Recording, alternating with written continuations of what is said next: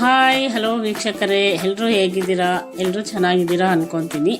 ಇವಾಗ ಹೊಸ ವರ್ಷಕ್ಕೆ ನಾವು ಸೆಲೆಬ್ರೇಟ್ ಮಾಡಬೇಕು ಅಂತಂದರೆ ಕೇಕ್ ಮಾಡಬೇಕಲ್ವಾ? ಅದಕ್ಕೋಸ್ಕರ ನಿಮಗೆ ಪೇಸ್ಟ್ರಿ ಕೇಕ್ ಥರ ನಿಮಗೆ ಓರಿಯೋ ಬಿಸ್ಕೆಟಲ್ಲಿ ತುಂಬಾ ಸುಲಭವಾಗಿ ಕೇಕ್ ಮಾಡೋದನ್ನು ತೋರಿಸ್ಕೊಡ್ತಾ ಇದ್ದೀನಿ. ನೋಡಿದ್ರೆ ಓರಿಯೋ ಬಿಸ್ಕೆಟ್ಗಿನ ಎಷ್ಟು ಸೂಪರಾಗಿ ಕಾಣ್ತಾ ಇದೆ. ಅದನ್ನು ಯಾವ ರೀತಿ ಮಾಡೋದು ಅಂತ ತೋರಿಸ್ಕೊಡ್ತಾ ಇದ್ದೀನಿ. ಇಲ್ಲಿ 20 ರೂಪೀಸು 3 ಪ್ಯಾಕೆಟ್ ನಾನು ಓರಿಯೋ ಬಿಸ್ಕೆಟ್ನ ತಗೊಂಡಿದ್ದೀನಿ.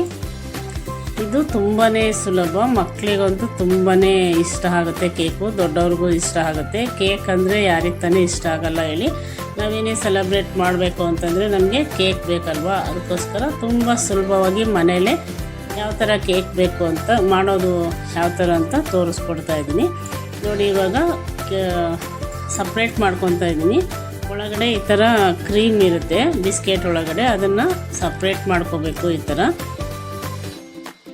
ತುಂಬಾ ಚೆನ್ನಾಗಿರುತ್ತೆ. ಈ ಪೇಸ್ಟ್ರಿ ಕೇಕ್ ಥರನೇ ಇರುತ್ತೆ ಸೇಮು. ಮತ್ತು ಇದಕ್ಕೆ ಶುಗರು ಹಾಕೋಂಗಿಲ್ಲ, ಮೈದಾ ಹಿಟ್ಟು ಹಾಕೋಂಗಿಲ್ಲ, ಏನೂ ಹಾಕ್ದೇ ತುಂಬ ಸುಲಭವಾಗಿ ನಾವು ಮನೆಯಲ್ಲೇ ಮಾಡ್ಬೋದು. ಈಗ ನಾವು ಬೇಕ್ರಿಲಿ ಅಂದರೆ ತುಂಬ ಕೆಮಿಕಲ್ಸ್ ಎಲ್ಲ ಹಾಕಿ ಮಾಡಿರ್ತಾರೆ. ಮನೆಯಲ್ಲೇ ನೋಡಿ ಎಷ್ಟು ಈಸಿಯಾಗಿ ಮಾಡ್ಬೋದು. ಅದನ್ನು ಯಾವ ರೀತಿ ಮಾಡೋದು ಅಂತ ನಾನು ತೋರಿಸ್ಕೊಡ್ತಾ ಇದ್ದೀನಿ ನಿಮಗೆ. ಬನ್ನಿ ನೋಡೋಣ, ಇವಾಗ ಸ್ಟಾರ್ಟ್ ಮಾಡೋಣ ಆಯಿತಾ? ಇವಾಗ ನಾನು ಬಿಸ್ಕೆಟ್ನ ಸಪ್ರೇಟ್ ಮಾಡ್ಕೊಂಡಿದ್ನಲ್ಲ, 3 ಪ್ಯಾಕೆಟ್ ಬಿಸ್ಕೆಟ್ನ ಈಗ ಮಿಕ್ಸಿ ಒಳಗಡೆ ಹಾಕ್ತಾಯಿದ್ದೀನಿ. ಅದು ನೈಸಾಗಿ ರುಬ್ಕೋಬೇಕು ಅದನ್ನು ನೋಡಿ. ಇವಾಗ ನೈಸು ಪೌಡ್ರ್ ಆಗಿದೆ. ಇವಾಗ ಓರಿಯೋ ಬಿಸ್ಕೆಟು ನೈಸಾಗಿ ಪೌಡ್ರ್ ಮಾಡ್ಕೊಂಡಿದ್ದೀನಿ ಈ ಥರ. ಇವಾಗ ಅದಕ್ಕೆ ಹಾಲು ಹಾಕ್ಬಿಟ್ಟು ನಾವು ಕನ್ಸಿಸ್ಟೆನ್ಸಿ ನೋಡ್ಕೋಬೇಕು. ಸ್ವಲ್ಪ ಗಟ್ಟಿ ಇರಬೇಕು ನೋಡಿ. ಈ ಥರ ಕನ್ಸಿಸ್ಟೆನ್ಸಿ ಈ ಥರ ಇರಬೇಕು ಕೇಕ್ ಮಾಡೋದಕ್ಕೆ ಬ್ಯಾಟರ್ ಇದು. ಇವಾಗ ಈ ಥರ ಮಾಡಿಕೊಂಡ್ರೆ ಕೇಕು ತುಂಬಾ ಚೆನ್ನಾಗಿ ಬರುತ್ತೆ. ಹಾಲು ಹಾಕ್ಬಿಟ್ಟು ನಾವು ಮಿಕ್ಸಿ ಮಾಡ್ಕೋಬೇಕು. ಮಿಕ್ಸಿ ಆದಮೇಲೆ ಹಾಲು ಹಾಕಬೇಕು. ಇವಾಗ ವಾಲ್ನಟ್ ಹಾಕ್ತಾಯಿದ್ದೀನಿ, ಡ್ರೈ ಫ್ರೂಟ್ಸು, ಮತ್ತು ಸ್ವಲ್ಪ ಪಿಸ್ತಾ ಹಾಕ್ತಾಯಿದ್ದೀನಿ. ಇದು ಶುಗರ್ ಇರೋರ್ಗು ಆರಾಮಾಗಿ ತಿನ್ಬೋದು, ತುಂಬಾ ಒಳ್ಳೆಯದು. ಏಕೆಂದರೆ ಇದಕ್ಕೆ ಶುಗರು ಮತ್ತು ಮೈದಾ ಹಿಟ್ಟು ಏನೂ ಹಾಕಿಲ್ಲ, ಡ್ರೈ ಫ್ರೂಟ್ಸ್ನ ಹಾಕಿದ್ದೀನಿ. ವಾಲ್ನಟ್ ಸಹ ಆರೋಗ್ಯಕ್ಕೆ ತುಂಬಾ ಒಳ್ಳೆಯದು. ಶುಗರ್ ಇರೋರು ಡೈಲಿ ವಾಲ್ನಟ್ ತಿಂದರೆ ಶುಗರ್ ಲೆವೆಲ್ ಕೂಡ ಕಂಟ್ರೋಲ್ ಆಗುತ್ತೆ ಅಂತ ಹೇಳ್ತಾರೆ. ತುಂಬಾ ಒಳ್ಳೆಯದು ವಾಲ್ನಟ್ಟು. ಇವಾಗ ರೆಡಿ ಆಗಿದೆ. ಇದಕ್ಕೆ Eno packet 1 packet Eno packet ಹಾಕ್ತಾಯಿದ್ದೀನಿ. ಹಾಲು ಹಾಕ್ಬಿಟ್ಟು ನೋಡಿ ಈ ಥರ ಮಿಕ್ಸ್ ಮಾಡ್ಕೊತಾ ಇದ್ದೀನಿ. ಚೆನ್ನಾಗಿ ಮಿಕ್ಸ್ ಮಾಡ್ಕೋಬೇಕು ನೋಡಿ. ಈ ಥರ ಎಷ್ಟು ಕ್ರೀಮಿಯಾಗಿ ಬಂದಿದೆ, ಸೂಪರಾಗಿ ಕಾಣ್ತಾ ಇದೆ. ಈ ಥರ ನಾವು ಚೆನ್ನಾಗಿ ಮಿಕ್ಸ್ ಮಾಡ್ಕೊಂಬಿಟ್ಟು ರೆಡಿ ಮಾಡ್ಕೋಬೇಕು. ಇವಾಗ ನಾವು ಕೇಕ್ ಮೌಲ್ಡ್ಗೆ ಸ್ವಲ್ಪ ಆಯಿಲ್ ಹಾಕ್ಬಿಟ್ಟು ಅದಕ್ಕೆ ಮೈದಾ ಹಿಟ್ಟನ್ನ ಸ್ವಲ್ಪ ಸ್ಪ್ರೆಡ್ ಮಾಡಬೇಕು. ಮೈದಾ ಹಿಟ್ಟು ಇಲ್ಲ ಅಂದರೆ ನಿಮ್ಮ ಹತ್ರ ಬಟರ್ ಪೇಪರ್ ಇದ್ದರೆ ಬಟರ್ ಪೇಪರ್ನ ಹಾಕ್ಕೊಳ್ಳಿ. ಪೇಪರು ಹಾಕಿದ್ರೂ ಕೇಕ್ ಚೆನ್ನಾಗಿ ಬರುತ್ತೆ. ಬಟರ್ ಪೇಪರ್ ಇಲ್ಲ ಅಂದರೆ ಈ ಥರ ಆಯಿಲ್ ಹಚ್ಬಿಟ್ಟು ಸ್ವಲ್ಪ ಮೈದಾ ಹಿಟ್ಟನ್ನ ಸ್ಪ್ರೆಡ್ ಮಾಡಿಬಿಟ್ಟು ಹಾಕಬೇಕು. ಮತ್ತು ಟ್ಯಾಪ್ ಮಾಡಬೇಕು ಸ್ವಲ್ಪ, ಅದೆಲ್ಲ ಕರೆಕ್ಟಾಗಿ ಒಂದೇ ಸಮ ಇದಾಗಬೇಕು. ಇವಾಗ ನೋಡಿ, ನಾನು ಪಾತ್ರೆಯಲ್ಲಿ ದಪ್ಪ ಪಾತ್ರೆಯಲ್ಲಿ ಒಂದು 5 ನಿಮಿಷ ಬಿಸಿ ಮಾಡೋಕ್ಕೆ ಇಟ್ಟಿದ್ದೆ. ಇವಾಗ ಕಾದಿದೆ. ಅದರೊಳಗಡೆ 20 ನಿಮಿಷ ನಾನು ಕೇಕ್ ಮಾಡೋಕ್ಕೆ ಇಟ್ಟಿದ್ದೀನಿ. ಈಗ ಕ್ರೀಮ್ನ ನಾನು ಒಂಚೂರು ಹಾಲು ಹಾಕ್ಬಿಟ್ಟು ಇದನ್ನು ಈ ಥರ ಕ್ರೀಮ್ನ ನಾನು ಮೆಲ್ಟ್ ಮಾಡ್ಕೊತಾ ಇದ್ದೀನಿ.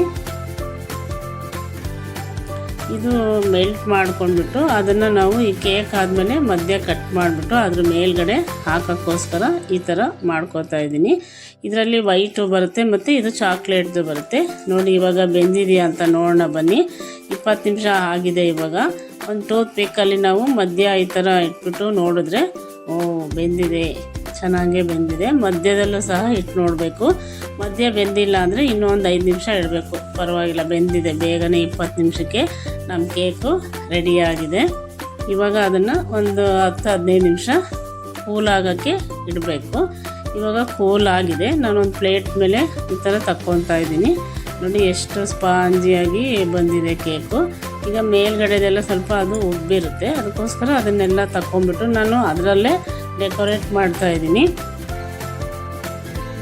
ಈಗ ಮಧ್ಯದಲ್ಲಿ ಕಟ್ ಮಾಡ್ತಾ ಇದ್ದೀನಿ, ಸಪ್ರೇಟ್ ಮಾಡ್ಕೊತಾ ಇದ್ದೀನಿ, 2 ಮಾಡ್ಕೊತಾ ಇದ್ದೀನಿ. ಯಾಕೆಂದರೆ ಮಧ್ಯದಲ್ಲಿ ನಾನು ಆ ಕ್ರೀಮ್ನ ತಕ್ಕೊಂಡಿದ್ನಲ್ಲ ಅದನ್ನು ಹಾಕೋಕ್ಕೋಸ್ಕರ ಈ ಥರ ಮಧ್ಯ ಕಟ್ ಮಾಡ್ಕೊಂಡಿದ್ದೀನಿ. ಎಷ್ಟು ಸಾಫ್ಟಾಗಿ ಬಂದಿದೆ ಗೊತ್ತಾ ಕೇಕು, ತುಂಬಾ ಸಾಫ್ಟಾಗಿ ಬಂದಿದೆ. ಅದು ಕ್ರೀಮ್ಗೆ ವಿಪ್ಪಿಂಗ್ ಪೌಡ್ರದು ವಿಪ್ಪಿಂಗ್ ಕ್ರೀಮ್ ಅಂತಲೇ ಅದು ಪ್ಯಾಕೆಟ್ ಸಿಗುತ್ತೆ ಅಂಗಡೀಲಿ. ಅದಕ್ಕೆ ಸ್ವಲ್ಪ ಹಾಲು ಹಾಕ್ಬಿಟ್ಟು ಈ ಥರ ಕ್ರೀಮ್ನ ರೆಡಿ ಮಾಡ್ಕೋಬೇಕು. ವಿಪ್ಪಿಂಗ್ ಕ್ರೀಮ್ನ ನಾವೇ ಮಾಡ್ಬೋದು. ಇದನ್ನು ಅಂಗಡಿಯವರೆಲ್ಲ ಕೆಮಿಕಲ್ ಹಾಕಿರ್ತಾರೆ ಕೇಕಲ್ಲಿ ಹಾಕ್ಬಿಟ್ಟು, ತುಂಬಾ ಕೆಮಿಕಲ್ ಹಾಕ್ಬಿಟ್ಟು ಇದನ್ನು ಮಾಡಿರ್ತಾರೆ. ಅದಕ್ಕೋಸ್ಕರ ನಾವು ಪೌಡ್ರ್ ತಂದುಬಿಟ್ಟು ಮನೇಲಿ ಈ ಥರ ಕ್ರೀಮ್ನ ಮಾಡ್ಕೋಬೋದು. ನೋಡಿ ಇವಾಗ ನಾನು ಕ್ರೀಮ್ನ ಇದು ಬಿಸ್ಕೆಟ್ ಒಳಗಡೆ ಇತ್ತಲ್ಲ ಕ್ರೀಮ್ನ, ಅದನ್ನು ಈ ಕೇಕ್ ಮೇಲೆ ಸ್ಪ್ರೆಡ್ ಮಾಡ್ತಾಯಿದ್ದೀನಿ. ಇವಾಗ ಮತ್ತೆ ಅದ್ರ ಮೇಲ್ಗಡೆ ಕೇಕ್ನ ಇಡ್ತಾಯಿದ್ದೀನಿ.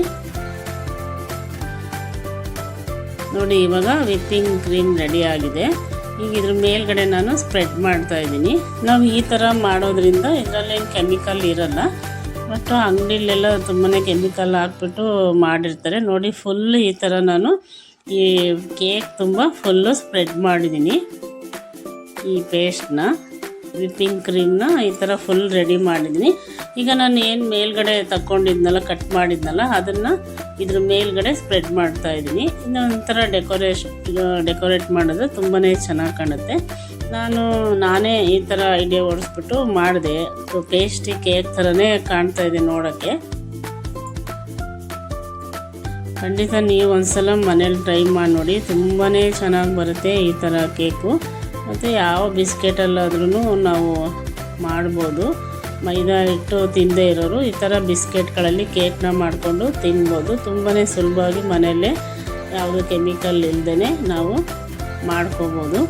ನೋಡಿದ್ರೆ ಈಗ ಫುಲ್ಲು ಸ್ಪ್ರೆಡ್ ಮಾಡಿದ್ದೀನಿ.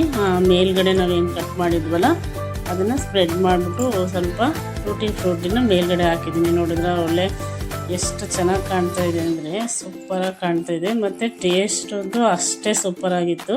ನೋಡಿ ಎಷ್ಟು ಚೆನ್ನಾಗಿ ಬಂದಿದೆ. ಪೇಸ್ಟಿ ಕೇಕ್ ಅಂತಲೇ ಹೇಳ್ಬೋದು, ಅದಕ್ಕಿಂತನೂ ಚೆನ್ನಾಗಿದೆ. ಬಟ್ ನಾನಿಲ್ಲಿ ಶುಗರ್ ಏನು ಹಾಕಿಲ್ಲ, ಆ ಬಿಸ್ಕೆಟಲ್ಲೇ ಶುಗರ್ ಇರೋದ್ರಿಂದ ಶುಗರ್ನ ಸಹ ಹಾಕಿಲ್ಲ. ನಿಮಗೆ ಶುಗರ್ ಬೇಕು ಅಂದರೆ ಶುಗರ್ ಸಿರಪ್ನ ಸ್ವಲ್ಪ ಮಾಡ್ಕೊಂಬಿಟ್ಟು ಮಧ್ಯದಲ್ಲಿ ಸ್ವಲ್ಪ ಹಾಕಿ ಮೇಲ್ಗಡೆನೂ ಸ್ವಲ್ಪ ಹಾಕ್ಬಿಟ್ಟು ಆಮೇಲೆ ನೀವು ಕ್ರೀಮ್ನ ಹಚ್ಚಿಬಿಟ್ಟು ಕಟ್ ಮಾಡ್ಬೋದು. ಸ್ವಲ್ಪ ಹೊತ್ತು ಫ್ರಿಜ್ಜಲ್ಲಿ ಇಟ್ಬಿಟ್ಟು. ನೋಡಿದ್ರೇ ತಿನ್ನಬೇಕು ಅನಿಸ್ತಾ ಇದೆ, ಅಷ್ಟು ಚೆನ್ನಾಗಿದೆ ಮತ್ತು ತುಂಬ ಟೇಸ್ಟಿಯಾಗಿ ಕೂಡ ಇದೆ. ಸಬ್ಸ್ಕ್ರೈಬ್ ಮಾಡ್ಕೊಳ್ಳಿ, ನಮ್ಮ ಚಾನೆಲ್ನ ಸಪೋರ್ಟ್ ಮಾಡಿ ನಮ್ಮ ಚಾನಲ್ಗೆ. ಮತ್ತು ನೋಡಿದ ತಕ್ಷಣ ಲೈಕ್ ಕೊಡಿ. Thank you for watching this video.